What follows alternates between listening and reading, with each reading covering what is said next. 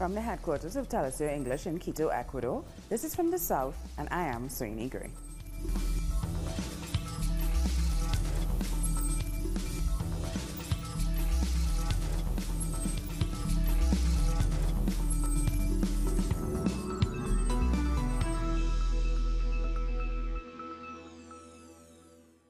In Brazil, the campaign trail is heating up ahead of the October 7 presidential election. Candidates faced off in a televised debate on Thursday night. The fight against corruption took center stage in the debate. Candidates also broached other issues, including labor reform and the need to change the political system. Workers' Party candidate Fernando Haddad pledged to revoke the labor law, which compromises working class rights. Haddad also rejected the freezing of public investments. The second ethical aspect in politics is to favor the poorest. After health services home from those who do not have homes, the social programs of government should be directed for all, but specifically for those who need them the most. That is why it is important to consider the poorest and fight corruption.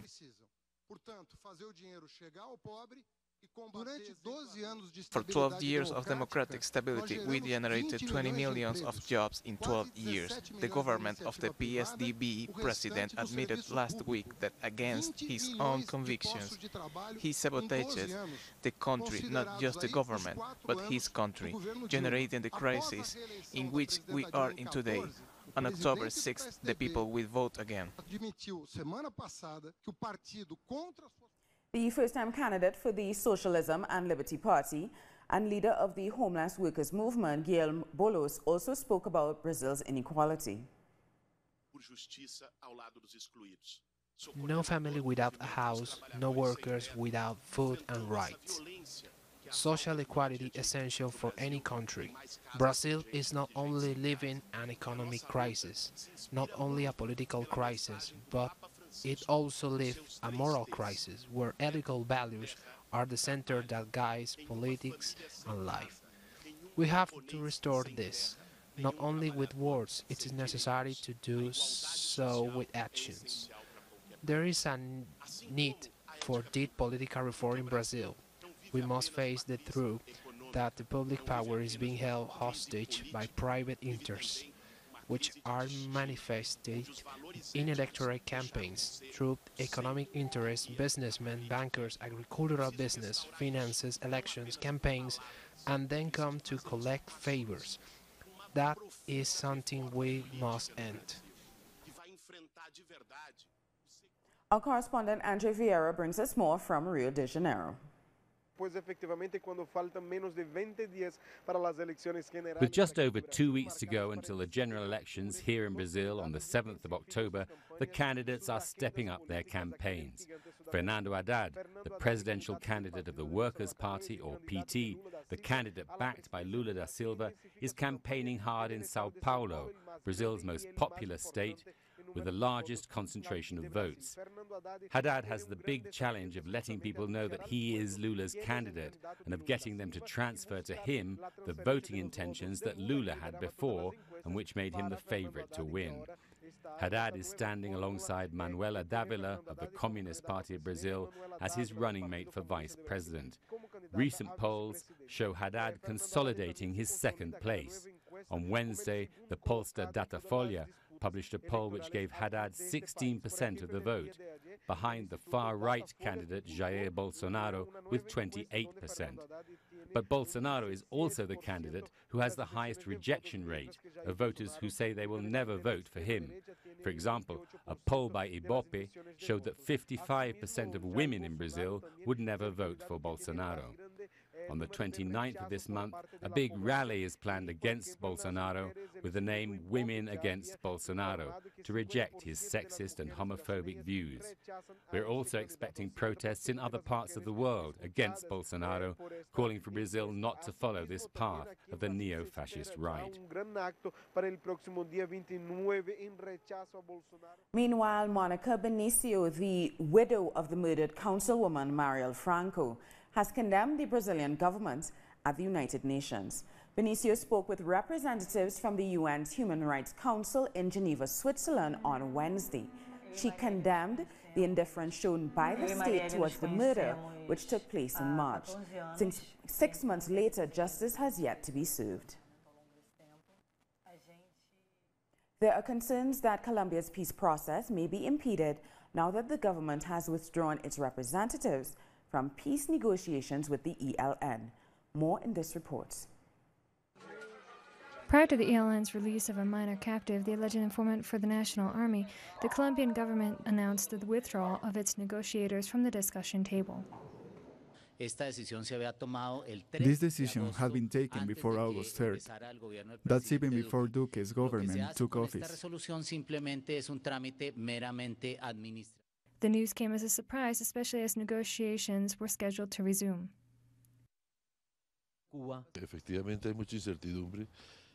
There is indeed uncertainty. What is odd is that there was no replacement, no plan B. When Duque was sworn in, he assured he would carefully evaluate the negotiation process and that the ELN should release captives as a humanitarian gesture aimed at resuming dialogue. Removal of the previous government team cannot be seen just as an administrative act. It is a political message. The President Duque had talked about the need to gather the ELN under international supervision in some areas of the country. Then he set the 30 days deadline to do an evaluation that we don't know how it came about.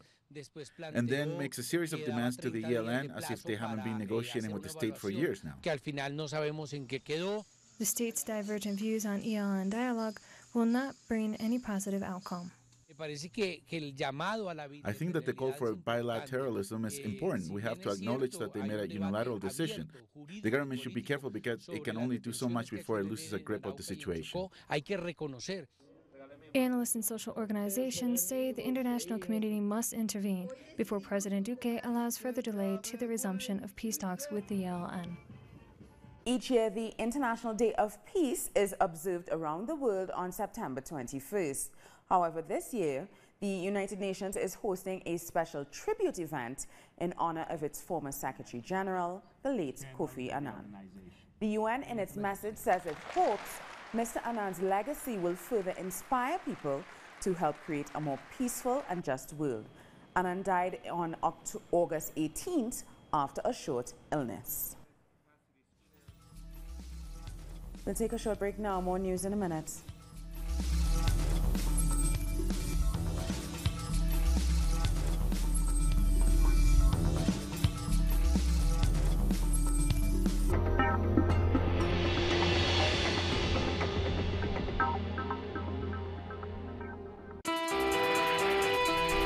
Me gustaría tener un mundo mucho más inclusivo para todos. 没有贫穷. Στην ανθρωπότητα θα ήθελα να δω παραπάνω αγάπη, αγνότητα, πολιτισμό και επαφή με τη φύση. Que el ser humano despierte su conciencia. I want humanity to see itself as one humanity. We are the people, a space, a voice. We are Telesur without borders.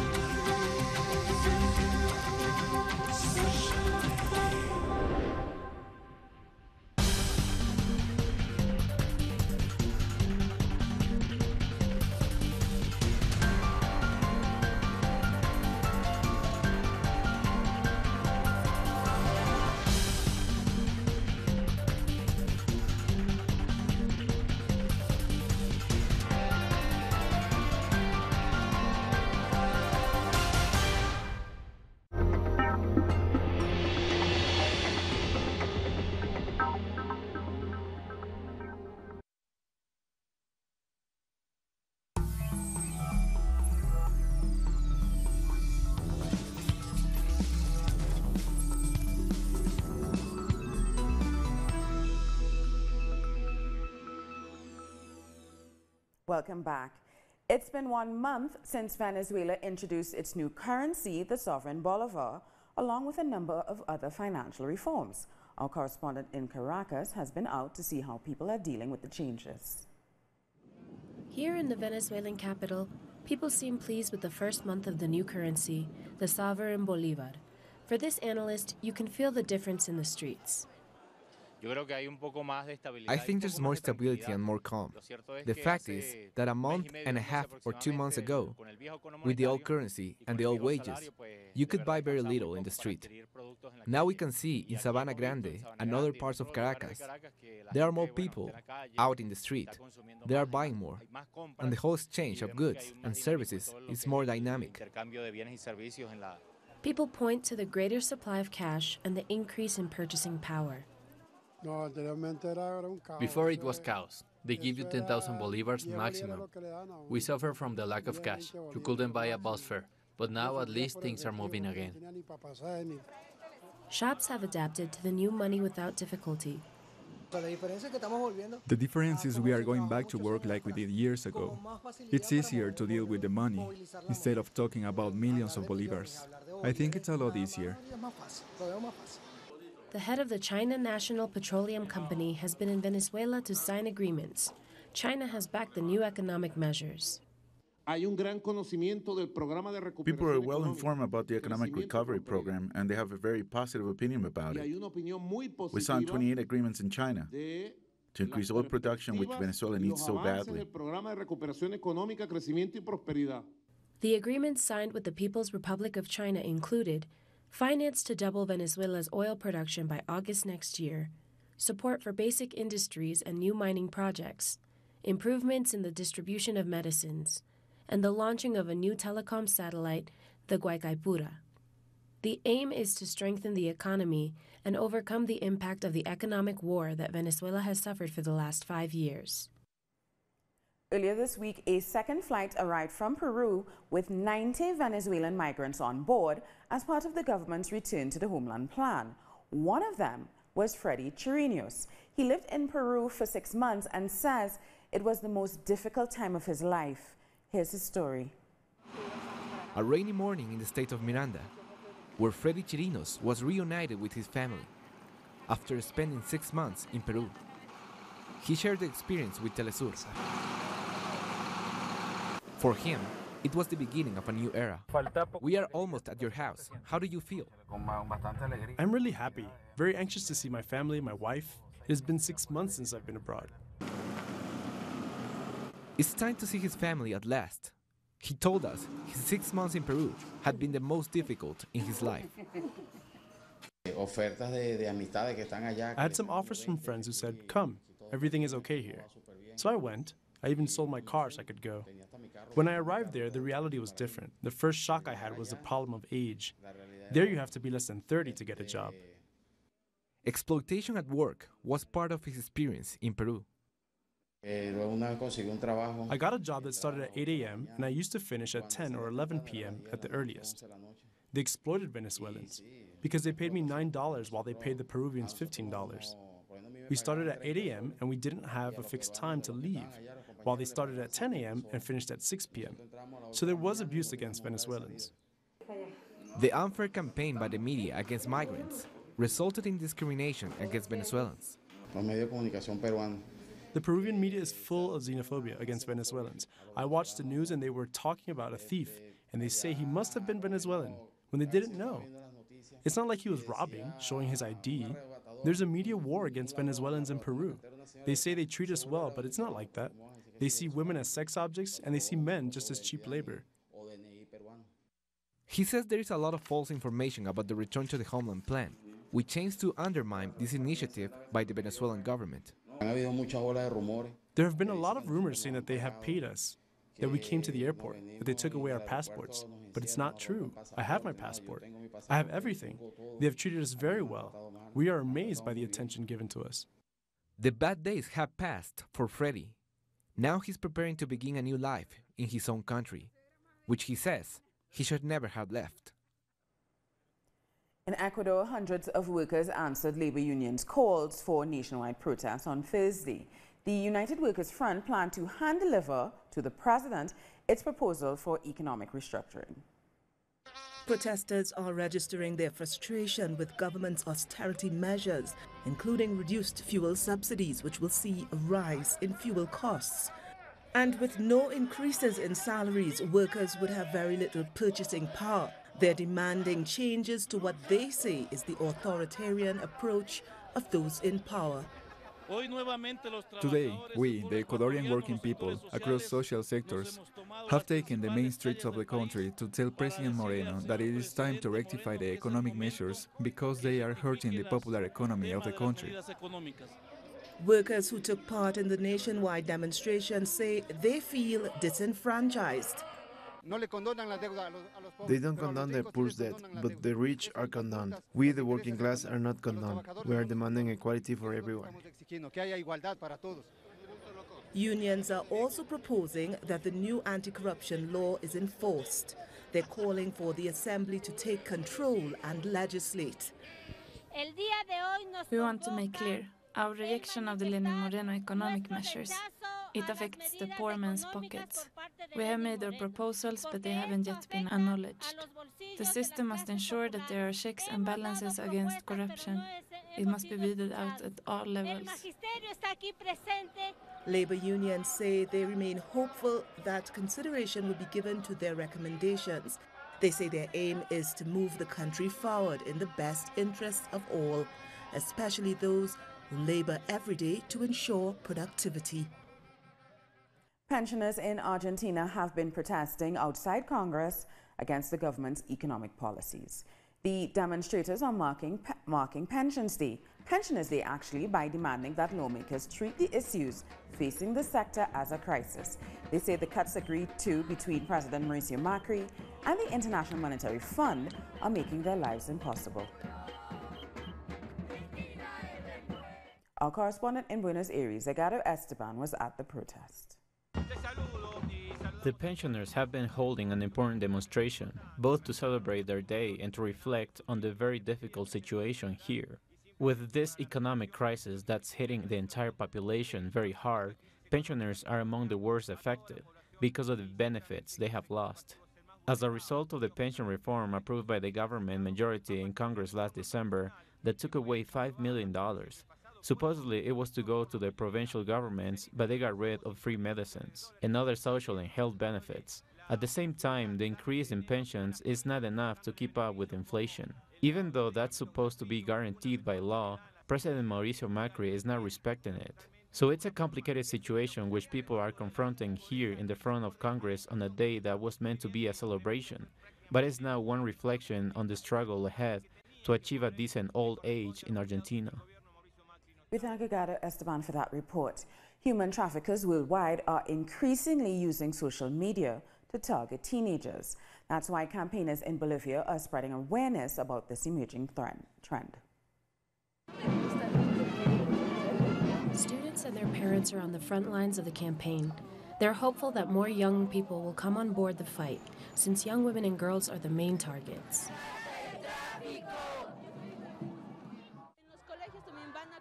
Kids in schools are also a target. They can attract kids from social media. We want to stop human trafficking. It is a crime that violates human law. Bolivia's government enacted a new law in 2012 that prohibits all forms of trafficking and establishes penalties of up to 15 years imprisonment. As a legislative requirement, a national council made up of state, private, and community institutions was set up. On one hand, we want to raise awareness, and on the other hand, we want to invite people to participate in these events and never let our guards down against such a crime. We know there are organized groups that capture, transfer, and take our children to inappropriate places. We must take to the streets to defend our children. They have to be safe, and we as parents need to take care of them. Our communities must also safeguard their interests. According to the UN, human trafficking is a form of slavery that subjects more than 2 million people a year to sexual and labor exploitation. Mafias often use social media to prey on potential victims.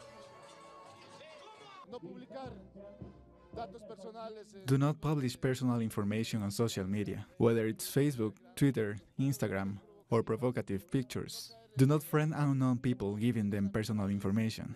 These are the ways in which these mafias capture people for human trafficking. The campaign slogan is, "An informed person is one less victim." Statistics show human trafficking trends in Bolivia.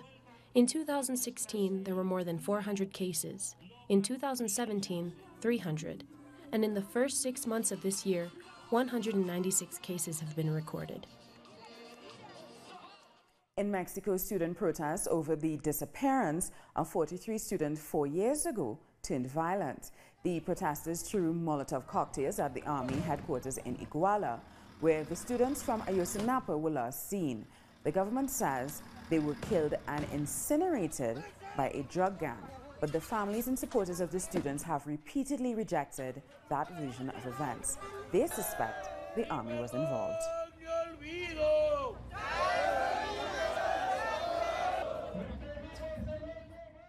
And thousands in Guatemala have demonstrated once again in defense of the International Commission Against Impunity. Protest action in the center of Guatemala City was led by students who were joined by campesinos and a number of social movements. They want the president to step down after he suspended the work of the UN Anti-Graft Commission and banned its head from the country.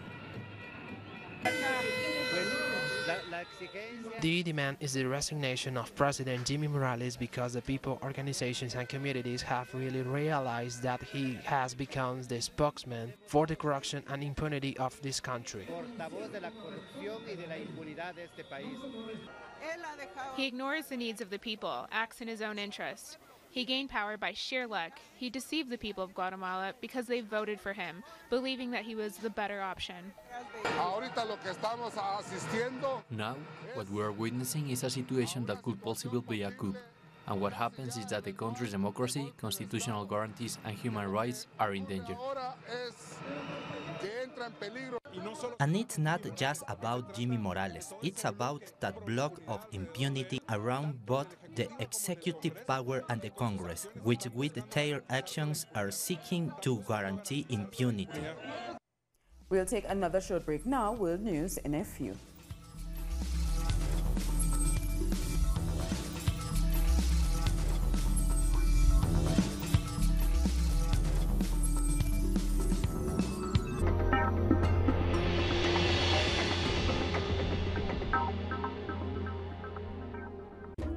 An occasion to enjoy the cultural diversity that defines our South American essence.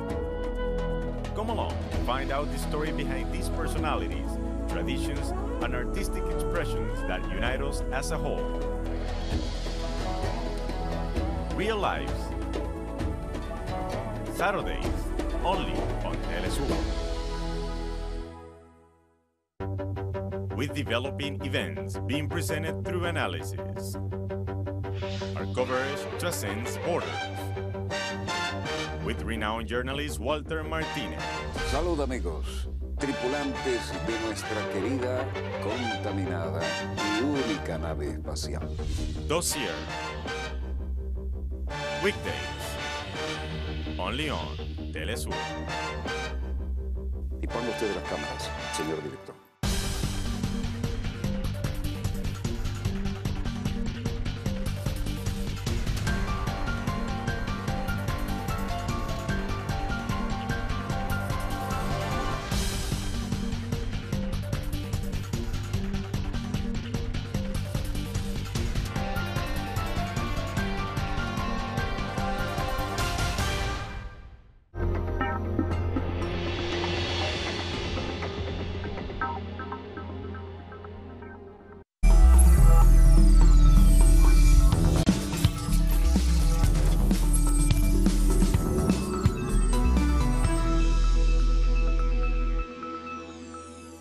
Welcome back. Vietnam's President Tran Dai Quan has died. He'd been ailing for some time.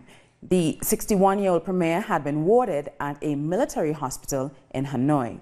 He was appointed to the ceremonial role of president in April 2016. Quang had previously served as the Minister of Public Security. He quickly rose through party ranks to become a police general and a member of Vietnam's powerful decision-making Politburo. More than 100 bodies have been found so far after a ferry sank in Lake Victoria, Tanzania on Thursday. It is feared that more than 200 people may have drowned. The search operation has resumed after it was suspended overnight because of poor visibility. The overloaded vessel tipped over as it docked. It's believed the ferry was carrying 4 times as many passengers as it was supposed to. And Italy's Prime Minister Giuseppe Conte is holding an emergency meeting with his economy minister and key aides on the 2019 budget. The talks come amid growing requests from the 2 ruling parties to boost spending. September 27 is the deadline for the government to set growth, deficit and debt targets for next year's fiscal package. Economic growth has slowed to its weakest in almost 2 years, which is making the government's budget task even harder. And finally, consensual sex between 2 men is now legal in Trinidad and Tobago. In an update to April's ruling that the laws criminalizing anal sex were unconstitutional, a judge has introduced the concept of consent to the law. Now, where consent is present, no law has been broken. And we've come to the end of this news brief. For these and many other stories, you can find them on our website at telesyourtv.net/English. And join us on social media, Facebook, Twitter, and Instagram. For Telesur English, I am Soini Gray. Thank you for watching.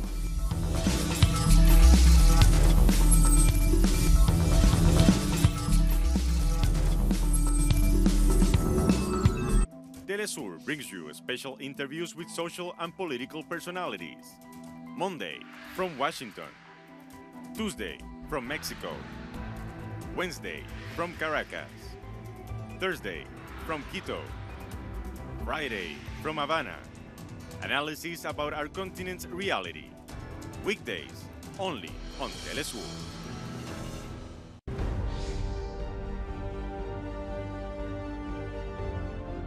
Acompañamos a los pueblos que resisten en cada una de sus luchas.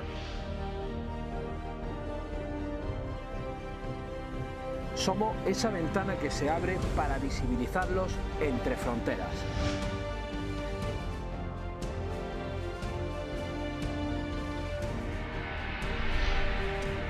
Thursdays, only on Telesur.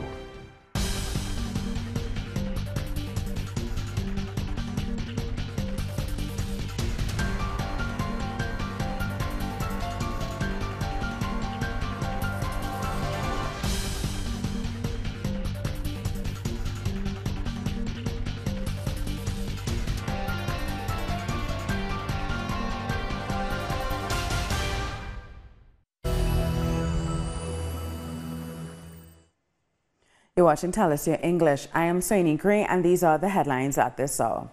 In Brazil, the campaign trail is heating up ahead of the October 7 presidential elections. Candidates faced off in a televised debate on Thursday night. The fight against corruption took center stage in the debate. The candidates also broached other issues, including labor reform and the need to change the political system. Workers' Party candidate Fernando Haddad pledged to revoke the labor law, which compromises working-class rights. Haddad also rejected the freezing of public investments.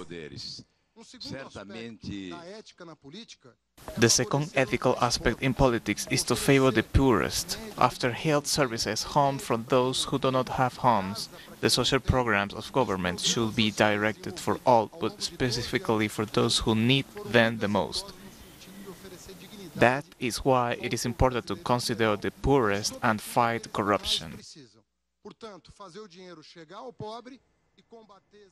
Every year, the International Day of Peace is observed around the world on September 21st. However, this year the United Nations is hosting a special tribute event in honor of its former Secretary General, the late Kofi Annan.